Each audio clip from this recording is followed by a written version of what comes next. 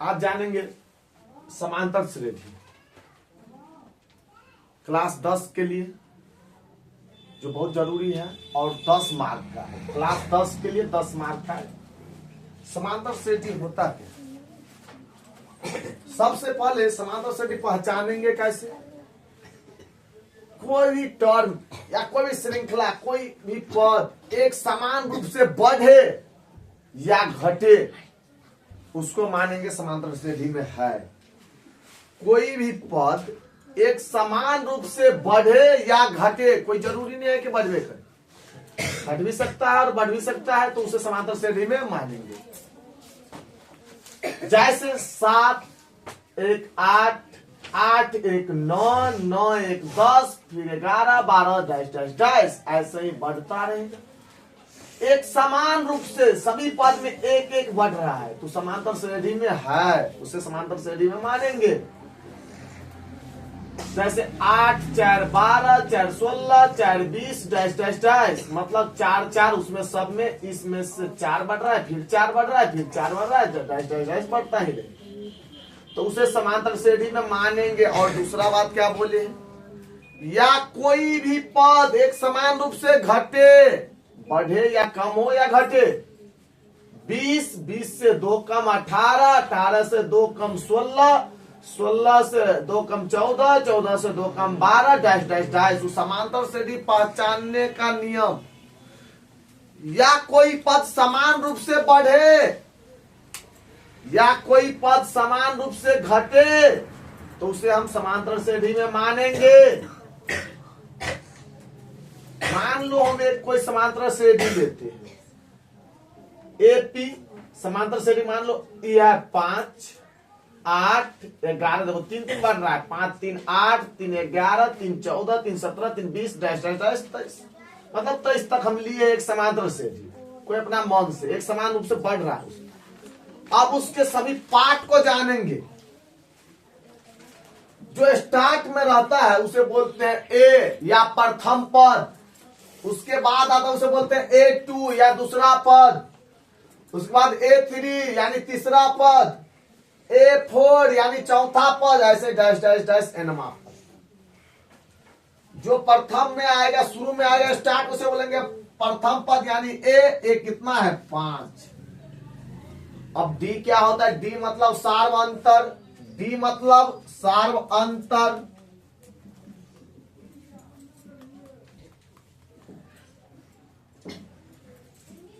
चलो जानते हैं डी। डी कैसे निकालेंगे? डी मतलब सार्व अंतर, सब फॉर्मूला लिखा हुआ है। दूसरा पद में से पहला पद घटाएंगे, यानी 8 में से 5 घटाएंगे तो 3, वही हो गया डी यानी सार्वंतर। ये कोई जरूरी नहीं कि दूसरा पद में, कहीं से भी अगला पद से पिछला पद को घटाने पर डी प्राप्त होता। अगला पद मान लो यहीं पर 17, इससे अगला पद नहीं घटाएंगे 17, उससे पिछला जस्ट पीछे 14, 17 में से 14 जाएगा कितना 3। कहीं पे भी समांतर श्रेणी हमें है यदि तो डी हर पद में एक समान होगा। मान लो अगला पद में 23, 23 से 20 कम करेंगे तो 3, 20 से 3 कम करेंगे तो 17, हर जगह डी एक समान है, यानी अगला पद से पिछला पद को घटाने पर डी प्राप्त होता है। एन किसे कहेंगे? किसी समांतर श्रेणी में जितने पद हैं उसे ही तो एन बोलते हैं। जैसे देखो इसमें एन कितना, 1 2 3 4 5 6 7 पद, इसीलिए एन हो गया 7। किसी समांतर श्रेणी में जितने पद हैं उसे एन बोलते हैं। जैसे एन देखो 1 2 3 4 5 6 7, 7 गो पद है तो एन हो गया 7। एन किसे बोलेंगे? समांतर श्रेणी के अंतिम पद को एन बोलते हैं। समांतर श्रेणी के अंतिम पद को एन बोलते हैं। तो समांतर श्रेणी का अंतिम पद क्या है 23, तो 23 हो गया एन।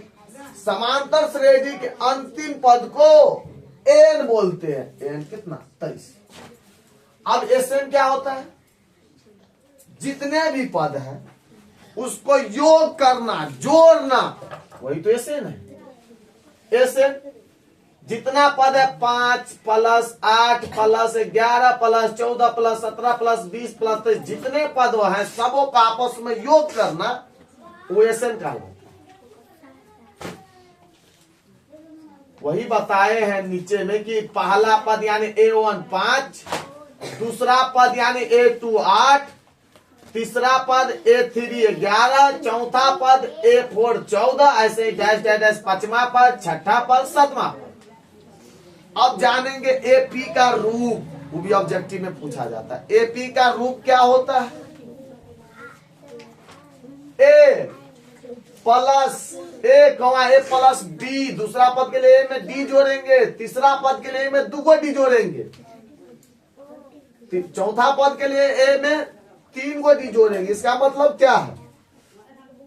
जो पद है मान लो 5वां पद निकालना है तो ए लिख देंगे 5 से 1 कम, 4 डी जोड़ देंगे उसमें।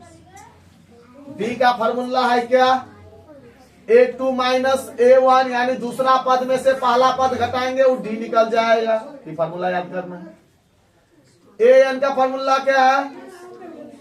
ए plus n minus 1 into d, a plus n minus 1 into D.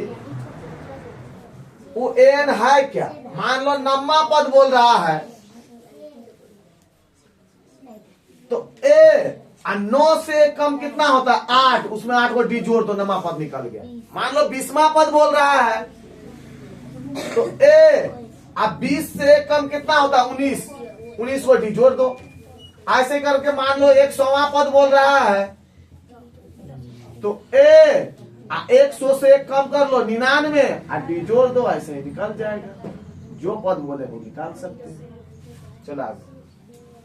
SN का फॉर्मूला क्या होता है? ऐसे मानी योग, सभी पदों का योग कैसे निकालेंगे? n/2 into 2a plus n minus 1 into D.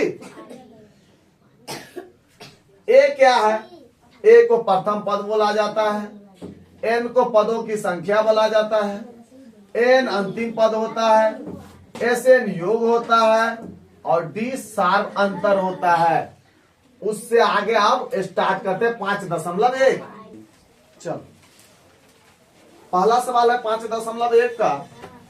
एक का पहला वो जांचना है कि एपी में है कि नहीं, समांतर श्रेणी में है कि नहीं, वो जांचना है। पहला सवाल है कि प्रत्येक किलोमीटर के बाद टैक्सी का किराया, जबकि प्रथम किलोमीटर के लिए 15 रुपया है और प्रत्येक अतिरिक्त किलोमीटर के लिए 8 रुपया। मतलब कि टैक्सी का किराया है कि 1 किलोमीटर जाओगे तो 15 रुपया लेंगे, 1 से अधिक जितना जाओगे फिर 8 रुपया हम बेसी लेते जाएंगे, मतलब अधिक अधिक लेते जाएंगे।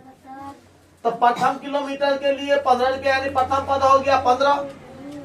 2 किलोमीटर जाओगे तो वो 15 रुपया लेगा और 8 रुपया और एक्स्ट्रा लेगा, मतलब 15 8 23 दूसरा पद हो गया। फिर 3 किलोमीटर जाओगे तो जितना रुपया लिया था उसमें फिर 8 रुपया और जोड़ देगा, मतलब 23 प्लस 8 यानी 31 रुपया लेगा। A1 A2 और A3 प्रथम किलोमीटर के लिए बोला है 15 रुपया। उसके बाद जितने एक्स्ट्रा किलोमीटर जाओगे 8 रुपया अधिक लेते जाए। 2 किलोमीटर जाओगे तो 15 रुपया लेगा, 8 रुपया और लेगा यानी 23 रुपया। 3 किलोमीटर जाओगे तो 23 रुपया लिया था, 2 किलोमीटर 8 रुपया और लेगा यानी 31 रुपया। अब हमको ये चेक करना है कि सब पद में समान रूप से बढ़ रहा है या घट रहा है कि नहीं। समान रूप से बढ़ेगा या घटेगा उसे हम क्या बोलेंगे? एपी में है या नहीं, बढ़ेगा या नहीं घटेगा समान रूप से तो उसे एपी में नहीं मानेंगे। हम आप जांचते हैं सब पद में डी निकालना। डी निकालने का फॉर्मूला क्या बताए थे? अगला पद में से जस्ट पिछला को घटाएंगे, यानी डी निकाल रहे A2 में से A1 घटाए हैं 23 माइनस 15 यानी 8। फिर अगला पद में डी चेक किए हैं A3 में से जस्ट उसके पहले वाला पद A2 घटाए हैं 31 माइनस 23 यानी 8। दोनों पद में हर पद में डी क्या है? एक समान आया, 8 आया। यदि एक समान नहीं आता तो एपी में नहीं है। इसलिए चूंकि डी हर पद में समान है इसीलिए एपी में है, वही जांचना था। दूसरा सवाल देखो क्या बोल रहा है? किसी बेलन में उपस्थित हवा की मात्रा जबकि वायु निकालने वाले पंप प्रत्येक बार बेलन की शेष हवा का 1/4 भाग बाहर निकाल लेता है। कोई बेलन में हवा कुछ है और पंप उसमें से जितना हवा है ना उसका 1/4 हर बार निकालता है। जितना शेष बचता है उतना का 1/4। मान लिए बेलन में कितना हवा नहीं पता है तो x मान लिए, जो माने वही हो गया पहला पद। x निकालना यानी घटाना, हवा भरता था ना जोड़ते, निकाल रहा है मतलब घटा रहा है। तो पहले माने थे x में से 1/4 क्या कर रहा है, x का जितना है उतना का 1/4 निकाल रहा है। तो भिन्न जोड़ करेंगे तो 4 आएगा लघुत्तम, तो 4 से उसमें गुना करो 4x और माइनस x से कान x, तो 4x में से वो x जाएगा तो 3x और बट्टा 4 है तो 4। ये दूसरा पद निकल गया। तीसरा पद कैसे निकालेंगे, जो हवा शेष बचा है उसमें से शेष हवा का 1/4 फिर, तो शेष बचा है 3x/4, उससे 1/4 फिर निकालो। 4 चौका 16 होगा, 16, 4 का लघुत्तम 16, 4 बार में तो 3 चौका 12x माइनस 3 एकांत 3x, 12 में से 3 जाएगा तो 3x बटा 16। अभी जांचना है कि हर पद जैसे इसमें जाते हैं वैसे उसमें भी जांचेंगे हर पद में d समान है कि नहीं। d निकाले हैं वहां पे तो a2 माइनस a1, a2 है कितना 3x बट्टा 4 और माइनस a1 है x, लघुत्तम लिए तो 4, 3x माइनस 4x यानी माइनस x बट्टा 4 आया। अब फिर दूसरा पद में d कैसे निकाले हैं, a3 माइनस a2 होगा, a3 माइनस a2, a3 है कितना 9x बट्टा 16 और माइनस 3x बट्टा 4, लघुत्तम लेंगे तो 16, 16 का 16 तो 9 का 9x, 4 चौका 16, 3 चौका 12x, 9x में से 12x जाएगा तो माइनस 3x बट्टा 16। देखो एगो डी आया है, एक डी माइनस x बट्टा 4 और दूसरा डी आया है माइनस 3x बट्टा 16, दोनों एक समान है नहीं है। डी हर पद में समान नहीं है, नहीं है एक समान, तो यह एपी में नहीं है, उसमें एक समान था तो एपी में है और नहीं है तो नहीं है। अगला सवाल देखो, तीसरा क्या बोल रहा है कि प्रत्येक मीटर की खुदाई के बाद, कुआं खोदने के काम चल रहा है, बोल रहा है कि 1 मीटर खुदाई के लिए 150 रुपया लगेगा, सेम टैक्सी जैसे, और प्रत्येक अतिरिक्त किलोमीटर के लिए 50 रुपया एक्स्ट्रा लगेगा यानी बढ़ जाएगा। मान लो पहला किलोमीटर का एक्स A1 मान लिए 150 रुपया लगा, 2 किलोमीटर को हम A2 मान लिए 150, 50 रुपया ज्यादा लगा तो 50 रुपया ऐड कर लो यानी 200 रुपया लगेगा। फिर तीसरा किलोमीटर 3 किलोमीटर के लिए तीसरा पर मान लिए 200 तो लग रहा था, 50 रुपया और लगेगा तो 250 रुपया। अब इसको फिर चेक करना है एपी में है कि नहीं। डी बराबर A2 माइनस A1, A2 है 200 और माइनस 150, 200 में से 150 हो गया 50। फिर अगला पद के लिए डी बराबर 250 A3 माइनस A2, तो 250 माइनस 200 यानी 50। दोनों यानी हर जगह डी क्या है, समान आया है, सब पद में डी समान है, इसलिए यह भी एपी में है। अब चौथा सवाल उसका देखते हैं। चल चौथा सवाल देख, कि खाते में प्रत्येक वर्ष का मिश्र धन, जबकि पहले वर्ष का बोल रहा है कि 10,000 राशि है, मूलधन है 10,000 राशि, मतलब A1 है 10,000, फिर 8% की दर से, दर है 8%, तब बोल रहा है कि हर वर्ष जमा होती है चक्रवृद्धि ब्याज पर, तो बोल रहा है ये एपी में है कि नहीं बताओ। मूलधन 10,000 यानी पहला वर्ष कितना रुपया हम लगाए थे A1, एक वर्ष के बाद 10,000 रुपया है 8% की दर से, तो 1,000 8% लेंगे मिश्र धन, तो 100% मेरा खुद मूलधन और 8% ब्याज लेंगे, तो 10,000 का 108 बट्टा 100, 2 जीरो से 2 जीरो कट जाएगा, कितना 10,800। ये हो गया A2। फिर बोल रहा है 2 वर्ष के बाद मिश्रधन यानी A3, 10,800 रुपया मूलधन हो गया, उसका 108% फिर निकालो तो आएगा 11,664। अब हर पद में डी निकालते हैं, समान है या नहीं। चलो डी बराबर A2 माइनस A1। A2 कितना है 10,800 में से 10,000 A1 है, घटा लेंगे तो 800। फिर डी बराबर A3 माइनस A2, 11,664 में से 10,800 घटा लेंगे तो 864 आएगा।